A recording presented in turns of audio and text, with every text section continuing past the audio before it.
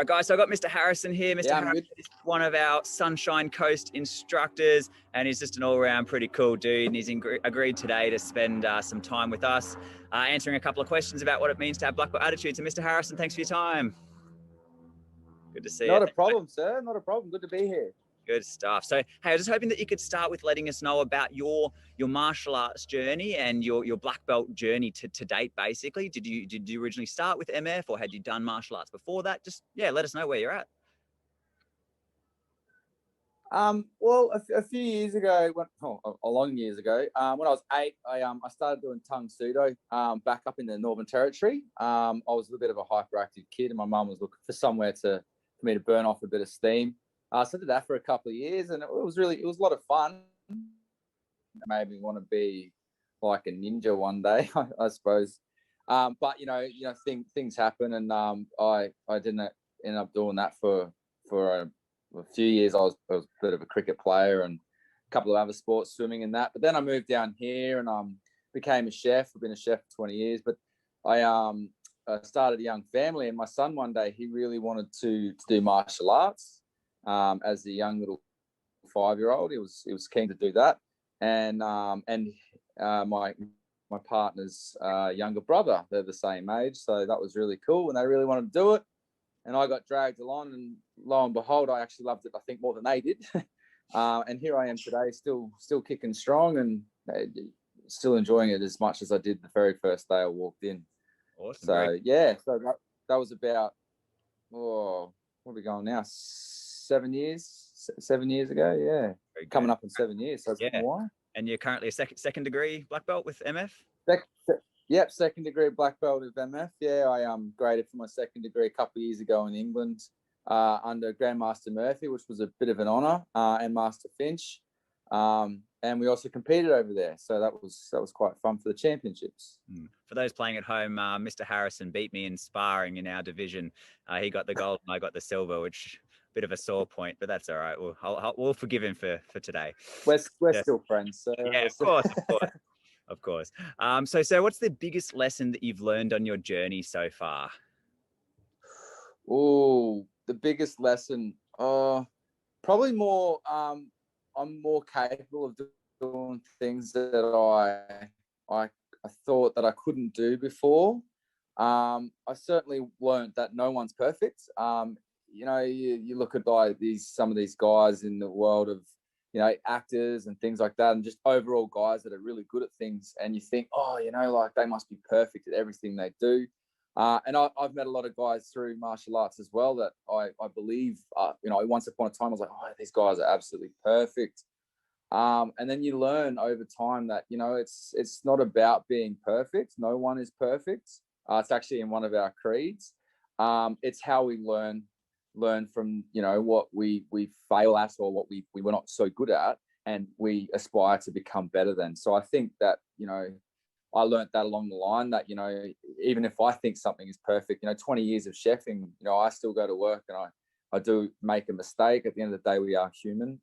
It's the way our brains are wired. That's how we learn. So yeah, I think that's one of the lessons. As long as you do learn from it, that's the important part, isn't it? Yeah, exactly right. Yeah. Awesome. So in your opinion, as a black belt and as an instructor, what would you say is the best quality a black belt needs to have? And I know it's hard to name one. Yeah, best quality. Or best quality. I think perseverance, personally. That strive, the ability to push on no matter how hard something is. Sort of knocking on the door a bit of indomitable spirit. Even if the projected outcome, there's a good possibility that you're going to fail at it or whatever. You persevere. You want to push on. You want to break through. And it doesn't necessarily mean if you're training. It can be at work. It can be out in the real world, going for a job, anything. Like you sell yourself. You do your best. You persevere. You push on. So I think perseverance and indomitable spirit, sort of both those two. I know you said one, but we'll go with two. It's kind of a trick question. There isn't one thing. It's a whole heap of things. But yeah, we got to try and find. That's exactly right. Yeah. Gun to your head if you had to pick. Very cool. Awesome. So as I said, you're an instructor. You're a blue uniform instructor with Matt Fiddes Martial Arts. what's your tip for a new student coming in on their first day? They have no idea about, martial arts at all or what to expect. What do you tell them? How do you get them started? Um, oh, that's a bit of a tough one actually, because no one person's the same. So you sort of have a look at like how they are. Some of them come in quite anxious, and I personally, I suffered a lot of anxiety for many years, and a lot of people don't know that because they speak to me, and especially now, I don't seem like that. I still do. I still suffer from that anxiety. But for a new student, I'd say got to believe in yourself. I try and get them to see that if I believe in you, I need you to believe in yourself, because until you really push yourself to going, if you don't sit there and go, oh, I can do this, then it's not going to happen. It doesn't happen on hopes and dreams. You got to push yourself. So, like starting off with simple things, like, you can definitely do that kick. Have you kicked the ball before? Great. Like, let's kick that, or just building yourself up. You got to build that self-esteem. If you don't believe you can do something, then I can't push you to do that unless you want to do it. So I like to try and make them believe in themselves. And that's definitely a great start for any beginner in anything, really. But in martial arts especially, you got to believe in yourself to do things. Yeah, cool. No, good point. Good point. So you're a dad, you've got kids, and obviously as an instructor as well, you've seen kids. How do you think, in your opinion, how does martial arts help kids at school? Oh, listen, I think they sort of go hand in hand, really. Like, like that's the reason why we do call them in students. We call them students. It definitely helps with a lot of concentration. Like I always, my hyperactivity, I always suffer with a lot of concentration issues, unless I'm really focused on something that I enjoy and like. And now I think it's taught me that. But I see it with young students, who have those concentration issues. You watch them evolve from that concentrating and things like that. Respect is another one, and not just respecting, like the teacher or, the other staff members and things like that, but themselves and their classmates, their peers, all their friends. I could guarantee you that, at least 90% of my students, if they saw someone, at school, they would respect, and they were a bit upset or crying or anything like that, I guarantee you they'd take that respect upon themselves, and they would go find out why. They'd tell a teacher, or even just try and get them to play with them, and, try and find out what's going on. So it definitely covers a lot of that respect level as well. But yeah, I think that the concentration is a main one. Discipline, yeah. I think that can be taught a lot at home as well. But I do believe that it's concentration's is a big part that we can take from that one. Yeah, cool, awesome.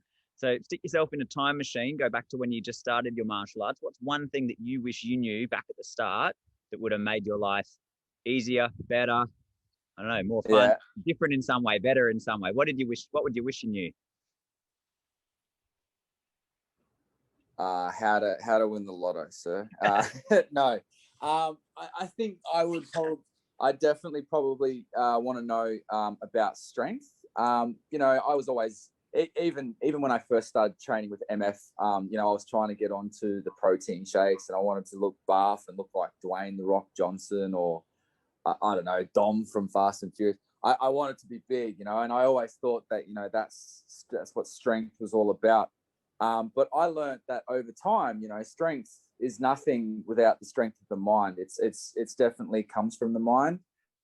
I always thought it did come from, just these people that, they train all the time. That's why they're strong. No, but it all begins in the mind, I think. And I wish I did know that to begin with, because I was always pushing to, I've always been quite a young fit guy. Even as I started MF, I do look back and I laugh. I couldn't do many push-ups back then, but I considered myself still quite adequately fit. But I never thought about that at the time. I always thought that the way to get strength was to just train harder and harder. But without the strength of that brain, that mind, your strength is nothing. You know, so it really is, a lot of it is all about that mindset of being strong in the mind. So yeah, I do believe that. Nice, nice. So you've been a black belt for a little while now, or a fair while now. What's the biggest way that being a black belt or having a black belt attitude has helped you outside of martial arts? Now, whether that's in your job or family life or anything like that. I think the big one, it's really having a black belt attitude. It's really pushed me to do things that I probably never would have even attempted. I thought, oh, I just can't do that. You know, I just give up. You know, that never giving up attitude sort of comes from that black belt attitude. Giving up is not an option anymore. I used to try and, you know, I'd try and coast my way through things, and now it's like I walk into a room and if I'm trying to do something, then I'm going to do that to the best of my ability. And having that black belt attitude, that has really, like, we say black belt attitude, but we try and instill that in our students as soon as we can. You know, you don't have to be a black belt to have that attitude. And I feel like I started that attitude process when I was probably even as young as a yellow belt. You know, I was like, you know, I had an array of amazing instructors and tools at my disposal in front of me. And I looked at that and I went, that's what I want. And ever since then, I try and adapt it more and more to me. And I think I've taken that on pretty well with that black belt attitude. Any situation, and we're back to that, indomitable spirit and perseverance. I'm gonna soldier on with it. So yeah, definitely taking that on as a black belt attitude. Awesome. So we kind of already get into the next question there, but what does it mean to you to have a black belt attitude? Ooh, what does it mean to me? The world. I wouldn't change it for anything. Like when I first achieved my black belt, I actually achieved it alongside a very close friend of mine, and I think he really inspired me a lot too. He's a little bit older than myself, and most people, and I see the things that he does with his kids, and that's pushed me to go, oh, I can do that if I really try. So I think you sort of try and mirror that sort of along the line of that, that what it means to do it. Yeah, it's a tough question really for me. I think it's sort of covered what I said with the black belt attitude. Yeah. Sort of aspect. So yeah. Yeah, cool. So you've been an instructor for a little while now. What's the favorite thing about being an instructor? What do you love about it? Playing games with the kids. That's the kids' part, instructor's favorite part. No, I think my most favorite part is growth.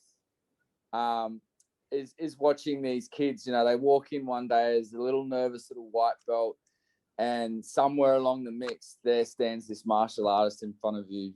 My instructor, Master Weir, he says it a lot. You have these the people that go to martial arts, and then you've got people who are martial artists.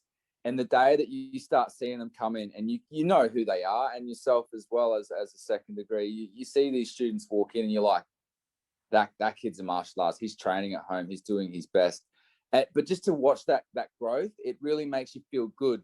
A lot of people, like after a grading or just even after a class, you get parents come up, oh, thank you so much. And it's like, hey, they're the ones doing that work. Thank you for bringing them to me, and thank them for working hard. I just put them on that path.